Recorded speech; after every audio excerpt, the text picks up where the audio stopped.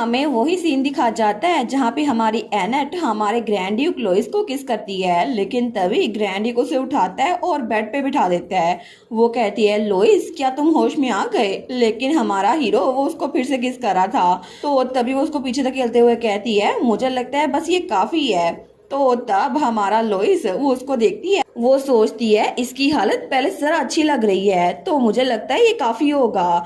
तो तभी Lewis Annette के कंधे पे सरकता है और कहता है, बस मुझे थोड़ी देर के लिए आपके पास रुकने दें। और तब हमें डायरेक्ट सुबह का सीन दिखा जाता है। लेकिन तभी हमारे हीरो की आंख खुलती है, वो सोचता है सुबह हो भी गई, इसका मतलब है कि माना रैम्पेज वो सेफली एंड हो गई थी। मुझे लगा था कि मेरी माना रैम्पेज अचानक से शुरू हुई थी, इसी वजह से बहुत ज्यादा मसला होगा और मुझे बहुत ज्यादा तकलीफ होगी। लेकिन ऐसा लगता है कि काउंट अबोर की बेटी के साथ मिलने के बाद उसके गले में जो नेकलेस था उसी की वजह से मेरी हालत जरा खराब हुई थी।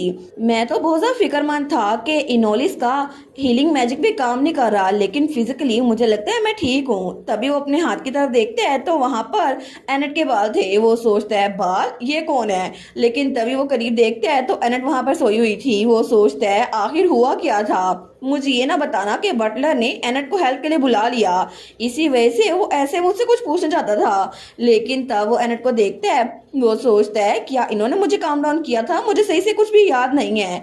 आई होप कि एनेट बिल्कुल भी हर्ट ना हुई हो, क्योंकि मैं नहीं चाहता कि उनके साथ कुछ भी गलत हो। और तब वो उसको देखकर सोचता है, मैं जानता हूँ ये बहुत ज्यादा डरी हुई होंगी मेरे रैम्पेज की वजह से, फिर भी ये स्ट्रॉन्ग विल्ड वुमेन है और मैंने सोचा था मैं इनसे अपनी हालत को छुपा के रखूंगा, फिर भी आखिर में इनको पता चल गया। और असल में एनेट सिर्फ वो ही मेरी रैम्पेज से मुझे निकाल सकती हैं, क्योंकि वो सच में मेरी हेल्प कर सकती हैं। लेकिन जब वो सुबह उठेंगी तो मुझे क्या बोलेंगी? क्या वो मुझ पे गुस्सा होंगी कि मैंने अपनी हालत के बारे में उनसे छुपाया, या फिर वो कॉन्ट्रैक्ट के बारे में मुझसे फिर से बात करेंगी, या फिर उनको मुझ पे तरस आएगा? तो तब वो एनेट को देखता है और वहीं पे लेट जाता है। वो सोचता है, अगर उन्हें मुझ पे तरस आया तो इतना भी बुरा नहीं होगा, शायद इसी तरह एनेट ज्यादा देर तक मेरे साथ रुक पाएगी। क्योंकि अगर इनके साथ रुकने की बात है ना, तो अगर ये मुझ पे तरस खा के भी रुकेंगी फिर भी अच्छा होगा। और उसके बाद हमें नाश्ते का सीन दिखा जाता है। तो हमारा हीरो कहता है, आप ठीक तो है ना? अगर आप अनवेल है तो मैं इनोलिस से कहकर आपको ट्रीट करवा देता हूँ। हमारा कहती है, नहीं नहीं मैं बिल्कुल ठीक हूँ। तो वो कहता है, लेकिन आपकी हालत बिल्कुल ठीक नहीं लग रही, ऐसा लगता है आपको पूरी रात नींद नहीं आई। हमारे कहती है, नहीं नहीं ऐसा कुछ भी नहीं है। तो तब हमारा हीरो कहता है, लगता है कि शॉपिंग डिस्ट्रिक्ट में काम करने की वजह से आप बहुत ज्यादा ओवरवर्क कर रही हैं और अब तो आपने मेरी वजह से अपने आप को कुछ ज्यादा थका दिया है। हमारे सोचती है, क्या क्या इसको सच में लगता है कि ओवरवर्क की वजह से मेरी हालत ये हुई है? वो कहती है, नहीं नहीं कोई बात नहीं है। तो ग्रैंड ड्यूक कहता है, फिर भी आपको कम काम करना चाहिए। लेकिन हमारी हीरोइन सोचती है, क्या ये ऐसे प्रिटेंड कर रहा है जैसे इसको पता नहीं है, या फिर कहीं इसको भूल तो नहीं गया? वो कहती है, ग्रैंड ड्यूक लोइस क्या आपको पता है कल रात हुआ क्या था? वो कहता है, नहीं मुझे कुछ भी याद नहीं है, लेकिन क्या मैंने कुछ गलत किया था? क्योंकि कल माना रैम्पेज की वजह से मैं अपने सही दिमाग में नहीं था, मुझे याद नहीं है। क्या मैंने आपको मारा तो नहीं? वो कहती है, नहीं नहीं ऐसा कुछ भी नहीं था, ये तो बस इसीलिए क्योंकि मैं थक गई हूँ और कुछ बात नहीं है। वो सोचती है, मैंने कभी एक्सपेक्ट नहीं किया था कि लोइस सब कुछ भूल जाएगा, फिर भी वो ये सब कुछ कैसे भूल सकता है? मेरा दिल तो अभी भी धड़क रहा है। लेकिन वो सोचती है, चलो अच्छा हुआ वो भूल गया, अगर लोइस को याद आता तो फिर ज्यादा मसला होता, क्योंकि चाहे जितनी मर्जी अर्जेंट सिचुएशन थी, ये सब शुरू मैंने किया था, तो मैंने उनसे कंसर्ट नीड नहीं थी, इसी वजह से मुझे सॉरी बोलना चाहिए। लेकिन अब तो बेचारी को कल रात की मेमोरीज याद आ रही थी। वो सोचती है, मुझे ऐसा नहीं करना चाहिए था। तो हमारा हीरो कहता है, आप ठीक तो है ना? आपका चेहरा रेड लग रहा है। वो कहती है, नहीं नहीं यहाँ पे गर्मी है इसी वजह से। लेकिन तब वो सोचती है, अचानक से माना रैम्पेज में गया क्यों था? तो हमारा हीरो उसको स्ट्रॉबेरीज दे रहा था। वो कहता है, आप कुछ और फल खाए ना। हमारे सोचती है, मैं रोजाना इसका हाथ पकड़ती तो थी, लेकिन फिर भी ऐसा लगता है कि मेरे लेवल ऑफ कांटेक्ट से ये ठीक नहीं हुआ था, मे भी हमें कुछ ज्यादा कांटेक्ट करना चाहिए। तो तभी वो हमारे हीरो को घूर के देखती है। वो कहता है, क्या आपको कुछ पूछना है? तो एनेट कहती है, आपने मुझे बताया क्यों नहीं? वो कहता है, किस बारे में? हमारी कहती है, शॉपिंग डिस्ट्रिक्ट में भी आपने कहा था आपको जल्दी निकलना है, लेकिन ये सिर्फ इसी वजह से था ना क्योंकि आपको मारा रैम्पेज की सिम्टम्स नजर आ गई थी, है ना? तो लोइस कुछ नहीं बोलता। वो कहती है, अगर मैं आपका माना शेयर कर सकती हूँ तो फिर तकलीफ दूर हो जाएगी, आपको ये बात पता है। लेकिन आपने मुझसे हेल्प मांगने के बजाय उस जगह को छोड़ दिया। क्या मैं सच में आपके लिए इतनी ज़रा गैर ज़रूरी हूँ? वो कहता है नहीं नहीं, ये बात नहीं है, मैं बस आपको बर्डन नहीं देना चाहता। हमारन कहती है बर्डन? अगर मैं बीमार होती और आपसे हेल्प के लिए कहती तो क्या फिर भी आपको लगता मैं बर्डन हूँ? वो कहता है एब्सोल्युटली नहीं, ऐसा कुछ भी नहीं है, और अगर ऐसा होता तो फिर मैं अपसेट हो जाता, आपने ये बात मुझसे छुपाई है। तो वो कहती है अब आपको बात समझ आ गई है ना, मैं भी बहुत ज़्यादा अपसेट थी, इसी वजह से एटलीस्ट जब तक मैं यहाँ हूँ ना मुझे आपकी हेल्प करने दें। वो कहता है ठीक है। हमारन कहती है लगता है कि हाथ पकड़ना काफ़ी नहीं होगा, शायद हम रोज़ाना गले मिल सकते हैं। लेकिन वो सोचती है शायद अगर ये भी काम ना किया तो हमारा हीरो सोचता है मैं इनके लिए चीज़ें मुश्किलें बनाना चाहता, मैं नहीं चाहता कि मैं इनके लिए बर्डन बन जाऊं। तो एनट कहती है लोइस आप सुन भी रहे हैं? वो कहता है बिल्कुल मैं सुन रहा हूँ। लेकिन वो दिल में सोचता है मैं सच में इनसे ये बात कह नहीं सकता कि मैं इनसे कितना सारा प्यार करता हूँ, लेकिन मैं कभी भी इन पे बोझ नहीं बना चाहता जिसकी वजह से ये मुझे किसी बोझ की तरह देखें, इसीलिए मैं इनके लिए बेहतर करना चाहता हूँ। लेकिन तभी वहां पर पैरल आता है। वो कहता है योर ग्रेस। हमारन कहती है सर पैरल क्या हुआ? वो कहता है वेल अर्जेंट न्यूज है योर ग्रेस, आपकी मदर आपसे मिलने के लिए आई हैं। हमारे उन कहती है क्या?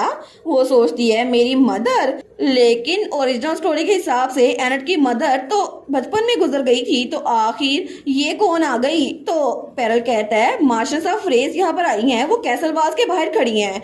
हमारे सोचती है अच्छा मतलब मेरे डैड की न्यू वाइफ, और उस हिसाब से तो मार्कस फ्रेज और मेरी मदर उनके 2 बच्चे और थे मेरे अलावा, और जब उनकी नई वाइफ आई तो उनसे एक और बेटा हुआ रफाइल, लेकिन मैं जब से ट्रांसमाइग्रेट हुई हूँ उनसे मिली नहीं हूँ।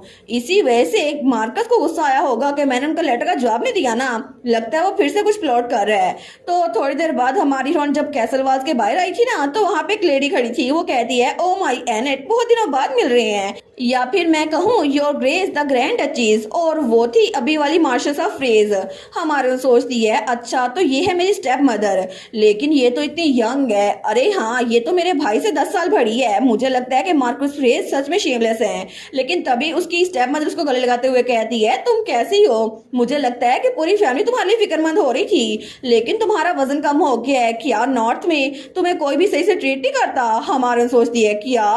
तो तभी उसके गार्ड्स के चेहरे पे एक्सप्रेशन बदल गया था, सारे उनको घूर के देखी जा रहे थे। हमारे सोचती है मैंने इतनी देर लगाई नॉर्थ की रेपुटेशन को सेट करते हुए, और फिर ये औरत यहाँ पर आगे से तबाह कर रही है। वो कहती है एनीवेज मदर आप यहाँ पर क्या कर रही हैं? तो उसकी स्टेप मदर कहती है ओ डियर हिज लेडीशिप मार्कस ने मुझे कहा है कि वो तुम्हारे लिए फिक्रमंद हो रहे थे, वो बार बार कह रहे थे कि उनकी बेटी का ध्यान रखा जाए, पता नहीं हार्श नॉर्थ में वो कैसी रही होंगी, और इसीलिए तुमने इनविटेशन नहीं भेजा, फिर भी मैं आ गई हूँ। तो हमारे सोचती है हाँ इनविटेशन मैं भेज ना दूं, और इसको देखो तो सही पूरा का पूरा इलाका लेकर आई है, साथ में तो इतने सारा नाइट्स और मेड्स भी हैं।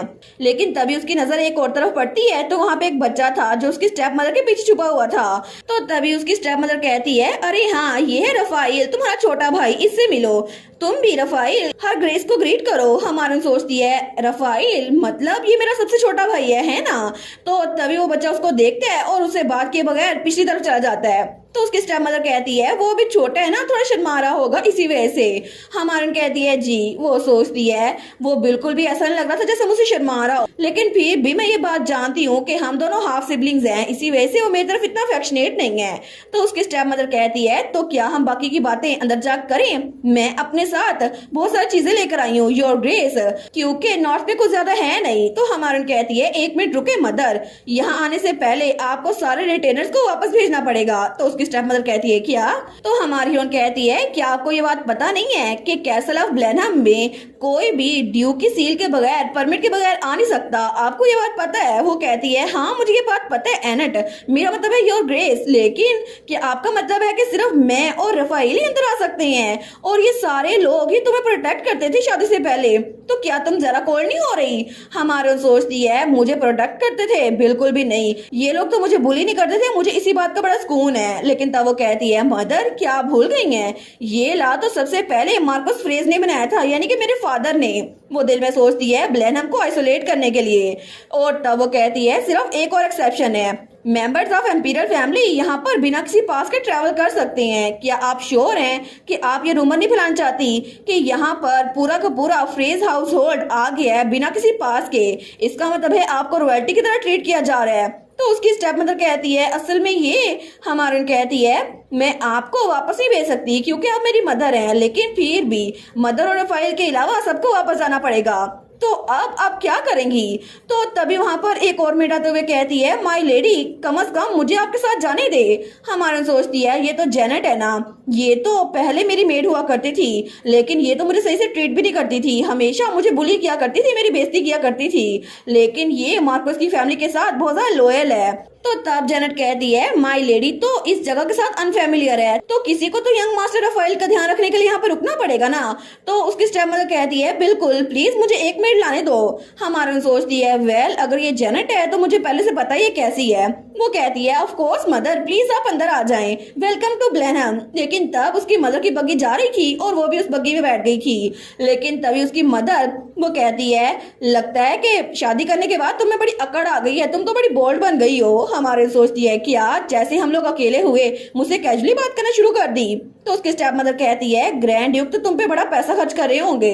तो हमारी हीरोइन सोचती है मुझे सच में लगा था ये जनरली मेरी फिक्र कर रही है, लेकिन ये सब कुछ सिर्फ एक एक्ट था। वो कहती है बिल्कुल क्योंकि मैं बहुत ज्यादा पिटीफुल लगती हूँ ना कि उन्होंने अपने दुश्मन की बेटी को भी इतने अच्छे से रखा हुआ है। तो उसकी स्टेप मदर कहती है हाँ बिल्कुल अगर तुम्हें किसी को ब्लेम करना है ना तो अपने फादर को ब्लेम करो, वैसे भी बड़ा कंजूस है, अगर मेरे पास अथॉरिटी होती ना तो तुम्हें पहले ही बहुत ज्यादा पैसे देकर भेजती।